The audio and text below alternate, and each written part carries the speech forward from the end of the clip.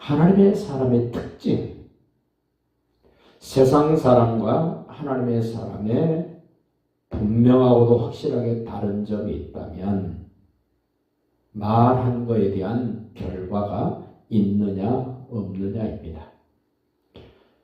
세상 사람들은 말한 대로 되지 않습니다. 어쩌다 한번 말한 대로 되는 경우는 있지만 말한 대로 되어지는 경우는 극히 드뭅니다. 그러나 하나님의 사람은 말한 대로 됩니다. 자기 스승 엘리야에게 있었던 하나님의 능력을 이어받았던 엘리사. 오늘 첫 번째 말한 대로 되는 현장을 우리가 보게 됩니다. 지금 엘리사는 여리고 요단강가 지금 거기에 서 있는데 성읍 사람들이 와서 엘리사에게 문제를 말을 합니다. 19절 보십니다. 그 성읍 사람들이 여리고에 사는 사람들이 엘리사에게 말하되 하나님의 사람에게 말하되 우리 주인께서 보시는 바와 같이 여리고 성읍 사람들은 엘리야로부터 승계받은 엘리사를 자기들의 주인이라고 말을 합니다. 어떻게 이런 고백을 할 수 있을까?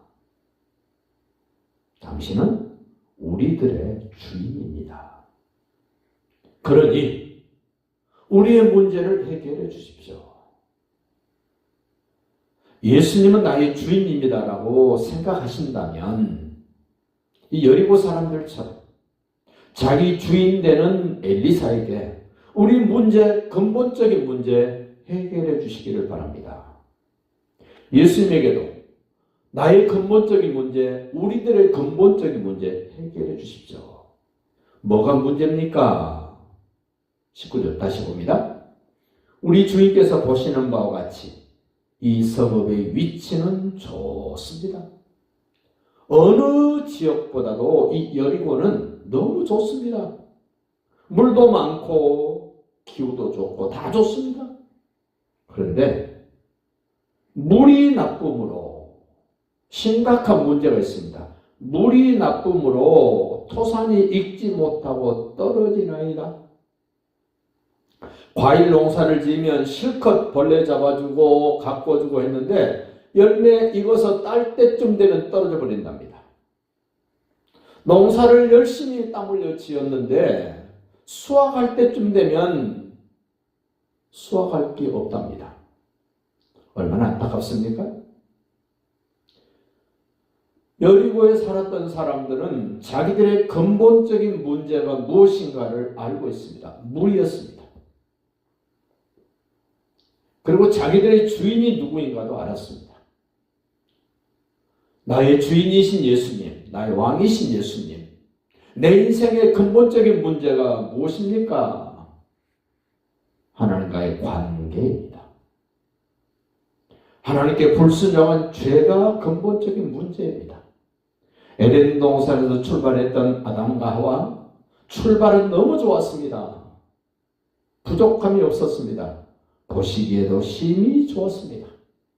그런데 문제가 생겼습니다. 하나님과의 관계가 뒤틀렸습니다.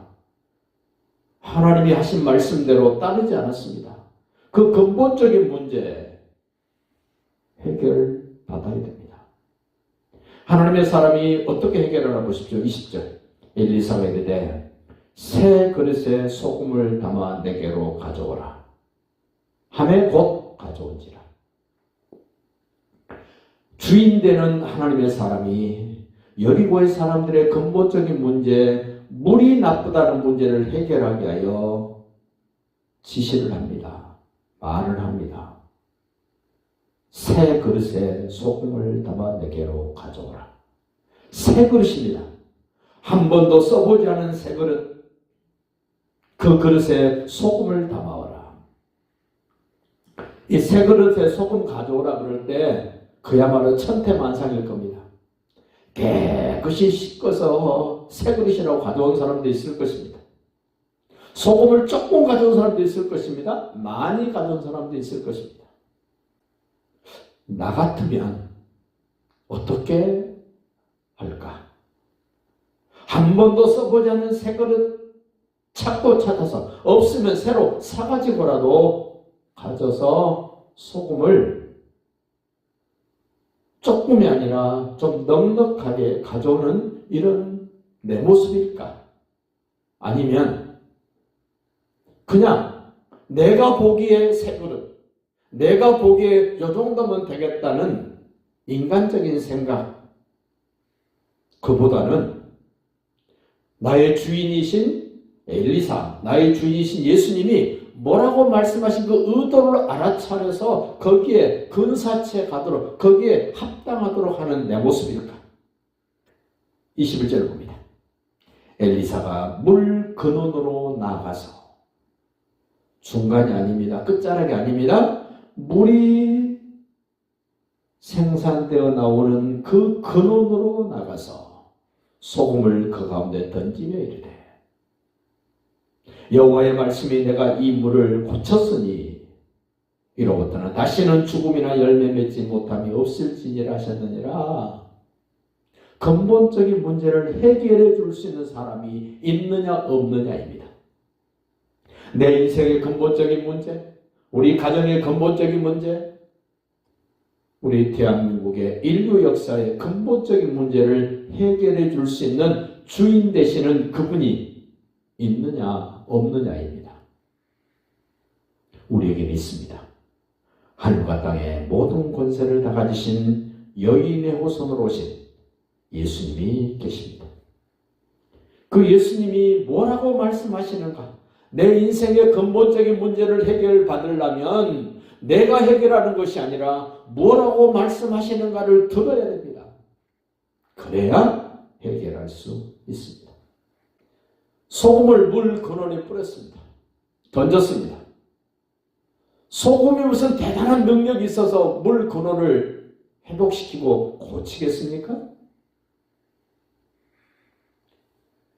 우리는 소금이 능력이 있는 것처럼 자꾸 소금에 관심을 갖는데, 소금의 문제가 해결되는 것이 아니라 하나님의 사람이 시키는 대로, 하나님의 사람이 그렇게 했기 때문에 하나님이 해결해 주신 것입니다.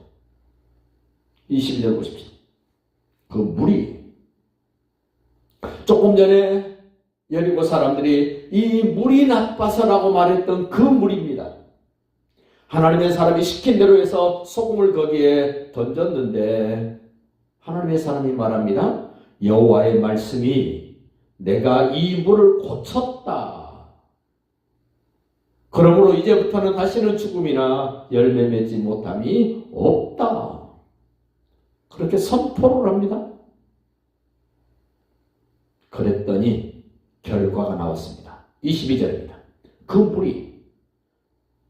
물이 나빴던 그 물이 엘리사가 한 말과 같이 고쳐져서, 아멘, 엘리사가 한 말과 같이 고쳐져서 오늘에 이르렀더라.